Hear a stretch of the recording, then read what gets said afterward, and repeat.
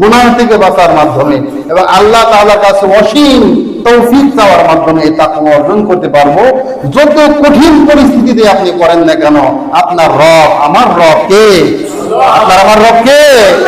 আল্লাহ সুবহানাহু ওয়া তাআলা আপনাকে আমাকে সর্বক্ষেত্রে সকল পরিস্থিতির মুখে আল্লাহ তাআলা আপনাকে আমাকে গুনাহ থেকে বাঁচার তৌফিক দেবেন ইনশাআল্লাহ। এই জন্য সম্মানিত যে তাকওয়া আপনার আমার অন্তরে ধারণ করতে হবে।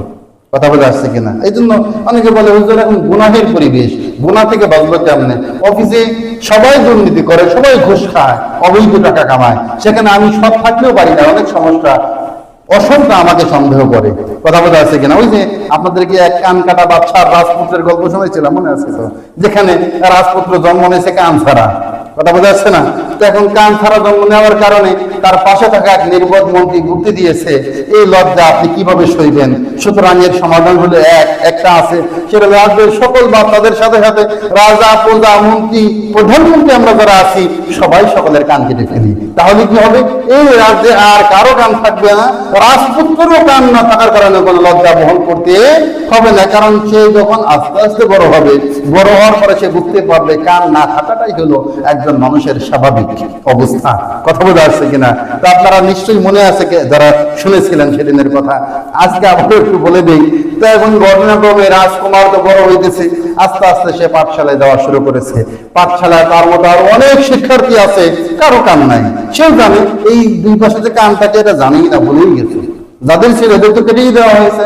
আর যে রাজপুত্র, রাজকুমার রয়েছে, সে তো জানেই না যে কান বলে কোনো অঙ্গ আছে মানুষের। কথা বলে আসছে কিনা?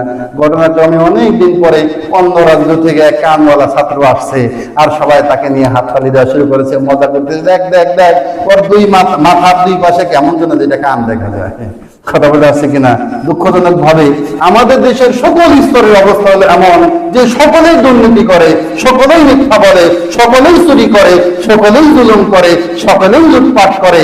এখন এই সব অপরাধকে তারা স্বাভাবিকভাবে ধরে নিয়েছে।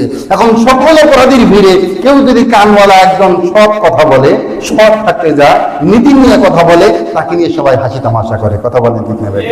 এই কারণে সম্মানিত হাজরিন, এক সপ্তাহ আগের বয়ান আমি আপনাদেরকে বলেছিলাম যে নির্বাচন হবে, একদল ক্ষমতায় যাবে আর একদল ক্ষমতার থেকে ছিটকে যাবে, অর্থাৎ এক অহংকারের পতন হবে আর এক জালেমের আবির্ভাব ঘটবে। এটাই সত্য কথা। কথা বোঝা যাচ্ছে কিনা? গণতান্ত্রিক প্রক্রিয়া পৃথিবীর যেখানে নির্বাচন হয়, ইলেকশন হয়, সেখানে এক অহংকারের পতন হয় আর একটা জালিমের জয়ী হয়। অর্থাৎ যারা জয়ী হয়ে যারা যদি হারতো, তাহলে মনে করবেন অহংকারী হিসেবে হারছে, আবার অন্য দল যদি জিততো, এরাও জালিম হিসেবে আবির্ভাব হতো। কারণ এই প্রক্রিয়ায়